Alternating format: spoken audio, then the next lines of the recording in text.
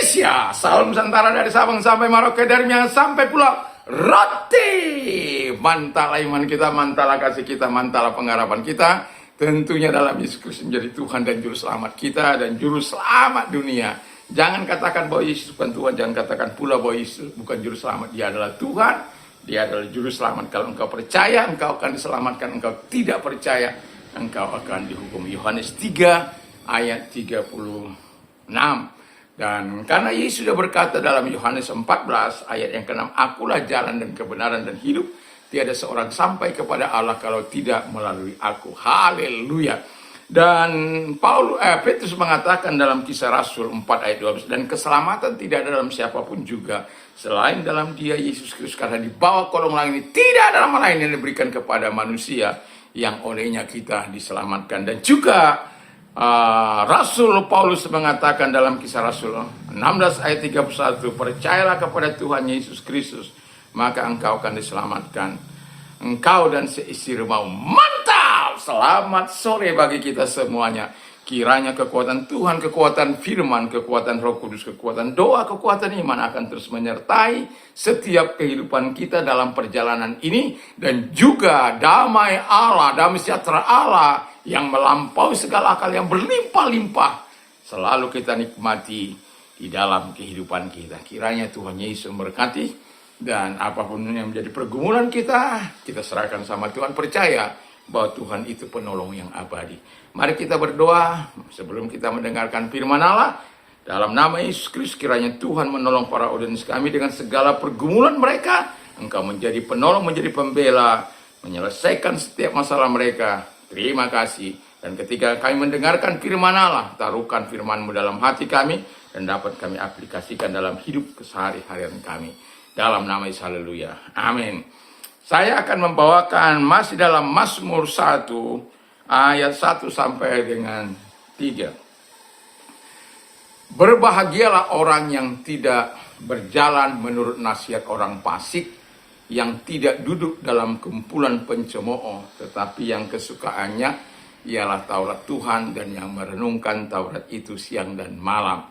Ya, seperti pohon yang ditanam di tepi aliran air, yang menghasilkan buah pada musimnya, dan yang tidak layu daunnya, apa saja yang diperbuatnya berhasil.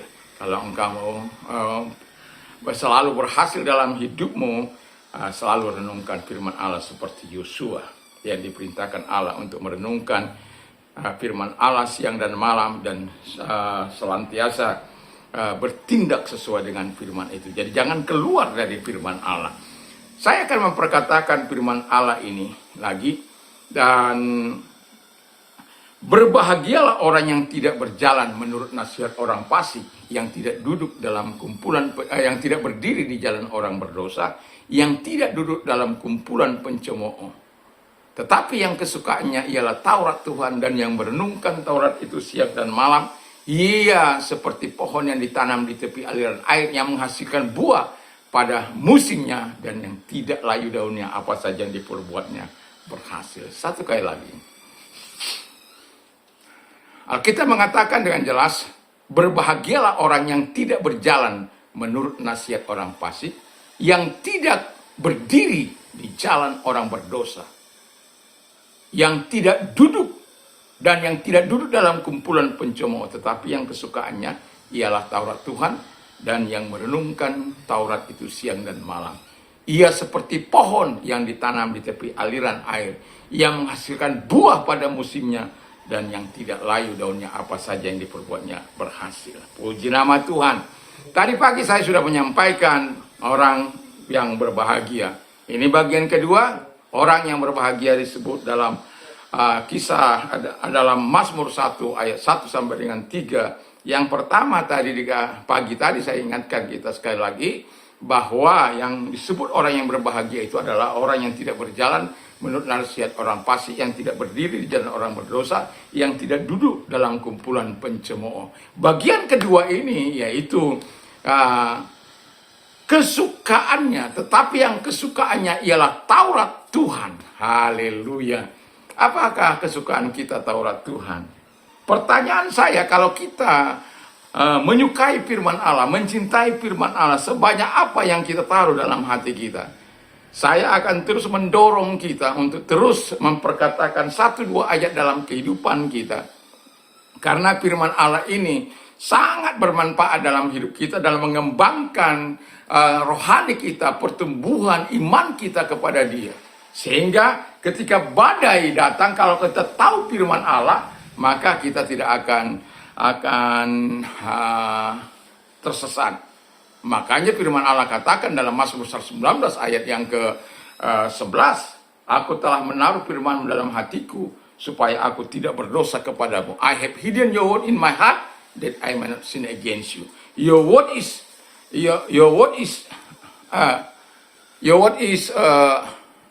firman adalah pelita bagi kakiku, terang bagi jalanku. Your word is a lamp unto my feet and a light for my feet. Jadi firmanmu adalah pelita bagi kakiku, terang bagi jalanku. Haleluya. Nah, itu sebabnya ketika kita merenungkan firman Allah ini, ingat nasihat firman Allah kepada Yosua ketika memimpin pertempuran untuk memasuki tanah Kanaan. Dan Alkitab katakan untuk merenungkan firman Allah itu siang dan malam dan bertindak hati-hati sesuai dengan firman Allah itu. Dan semakin banyak kita tahu, bukan untuk hanya sekedar mengisi pengetahuan kita, tapi semakin kita rendah hati. Kemarin kan saya berkata, orang yang rendah hati akan makan dan kenyang. Dan orang yang mencari Tuhan memuji Dia. Dan biarlah hatimu hidup untuk selama-lamanya. Haleluya. Jadi kita terhubung senantiasa dengan firman Allah, terkoneksi senantiasa dengan firman Allah. Jadi kalau kita terkoneksi, maka bisa kita berkata seperti Paulus berkata. Sebagaimana firman Allah berkata, apa kehendak yang mulia itu? Yang ku kehendaki ialah mengenal Dia dan kuasa kebangkitannya dan persekutuan dalam penderitaannya, di mana aku menjadi serupa dengan Dia dalam kematiannya, supaya aku akhirnya beroleh kebangkitan dari kematian, beroleh kebangkitan dari antara orang mati. Haleluya. Jadi Tuhan itu senantiasa mau kita mengetahui firman Allah, supaya melalui firman Allah itu kita dibangun. Yang kedua, berbahagialah orang. Ya, jadi kalau kita disebut orang yang berbahagia adalah yang kesukaannya ialah Taurat Tuhan. Dan yang kedua adalah orang yang merenungkan Taurat itu siang dan malam. Saya tidak tahu apakah kita merenungkan Taurat itu siang dan malam. Tetapi saya bukan ingin menambah-nambah diri, bukan pula ingin pamer, bukan. Tapi saya mau katakan, ketika Alkitab mengatakan merenungkan firman Allah itu siang dan malam, kita harus lakukan. Tapi saya mengatakan, saya seringkali merenungkan firman Allah itu, bahkan kadangkala harus memperkatakannya sesering mungkin. Jadi bukan hanya siang dan malam, tetapi saya lakukan itu karena apa? Saya cinta Tuhan, saya sayang Tuhan. Saya tahu Tuhan sayang saya, bukan berarti saya bebas dari segala kesusahan, bebas dari segala penderitaan, tidak. Tapi kecintaan saya kepada Tuhan, itu adalah kecintaan karena Tuhan telah terlebih dahulu mengasihi saya. Bukan karena Tuhan memberi sesuatu maka saya sayang Tuhan, tidak. Atau cinta Tuhan, tidak.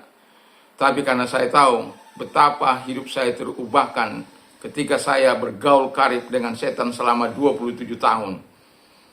Itu seharusnya tidak terjadi, tetapi hidup saya penuh dengan kegelapan. Tetapi ketika saya mengenal Yesus sebagai Tuhan dan Juru Selamat, hidup saya mengarah. Itu sebabnya saya tidak pernah suka terhadap orang-orang yang selalu bertentangan dengan Tuhan.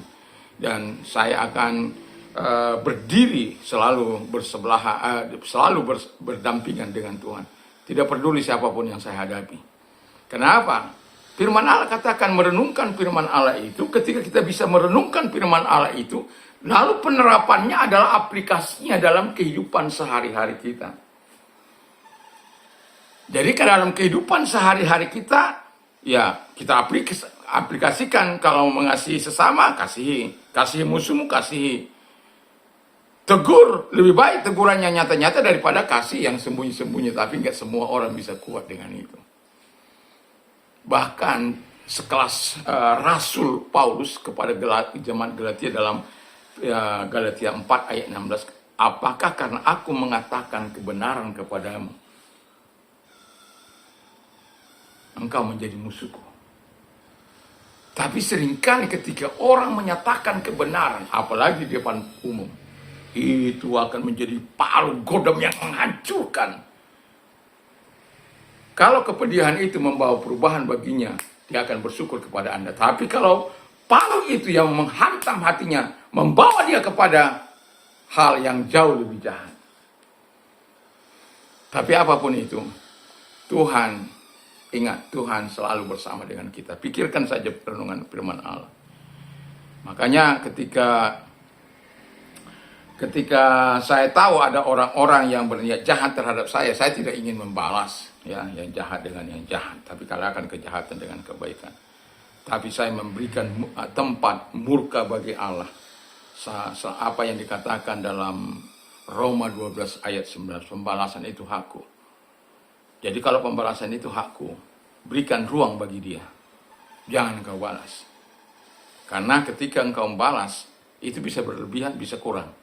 Tapi kalau Tuhan sudah tepat pada apa yang membuat dia ini tidak bisa dibiarkan, maka dia akan bertindak sesuai dengan keinginannya, bukan keinginan kita.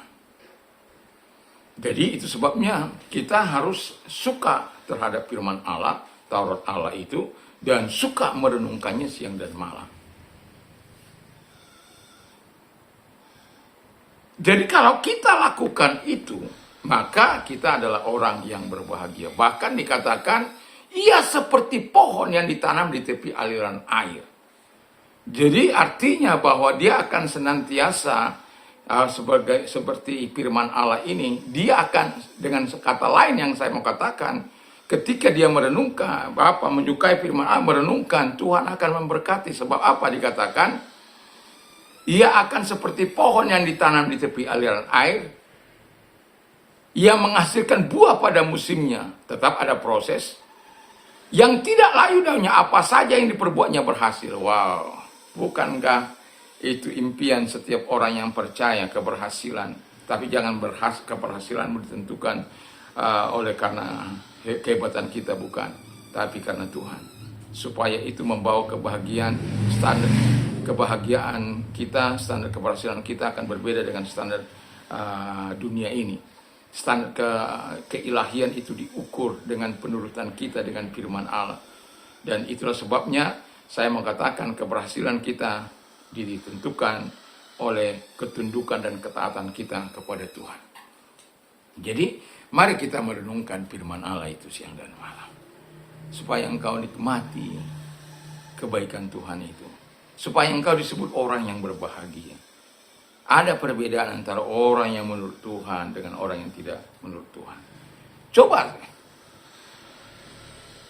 Coba Anda renungkan sejenak apa yang saya katakan ini. Berapa tahun Anda sudah percaya kepada Tuhan? Apakah persekutuan kita dengan Tuhan semakin akrab dan semakin mempercayai firman Allah, atau kita itu kan zaman dulu. Satu contoh, ketika kita sakit, apakah kita mau berlutut di hadapan Tuhan memohon kemurahannya, walaupun harus kita menjalani proses, tapi kita tetap mempercayai kuasanya? Apakah kita tetap mempercayai bahwa dia tabib di atas segala tabib? Oleh bilur-bilur engkau sembuh. Kenyataannya, sekalipun pengajar-pengajar firman Allah kadangkala tidak sanggup untuk mempercayai oleh bilurnya engkau sembuh. Sekalipun dia mengetahui firman Allah, sekalipun dia menyampaikan firman Allah, tapi dalam aplikasinya tidaklah demikian. Itu sebabnya dalam persekutuan kita dengan Tuhan, kita harus makin akrab. Dan sering kali saya katakan, berikan buah sulung waktumu untuk Tuhan. Supaya engkau merasakan sesuatu yang luar biasa dalam kehidupanmu sebagai orang yang percaya. Engkau mau disebut orang berbahagia? Sukai firman Allah. Renungkan dia. Maka engkau akan diberkati oleh Tuhan. Jalanmu jalan kehidupan, bukan jalan kebinasaan. Karena itu janji Allah. Dan ketika kita mau melakukan itu, engkau disebut orang yang berbahagia. Jangan mengambil jalan yang bertentangan dengan Tuhan. Janganlah, ya. Kalau engkau dikasihkan posisi yang baik, taruh posisi itu bukan untuk mempersulit orang. Saya ketika menjadi sekum, ini tidak akan pernah saya lupakan. Sebuah organisasi, 7 tahun saya menjadi sekum sebuah organisasi. Tapi ketika saya melihat bahwa yang dilakukan lagi tidak jalan-jalan Tuhan, saya mengundurkan diri. Mereka tertawa, nggak apa-apa. Bagaimana mungkin seorang hamba Tuhan tidak menyukai perdamaian? Walaupun pada akhirnya berdamai juga. Tapi mereka lupa ada yang korban di situ. Karena proses yang panjang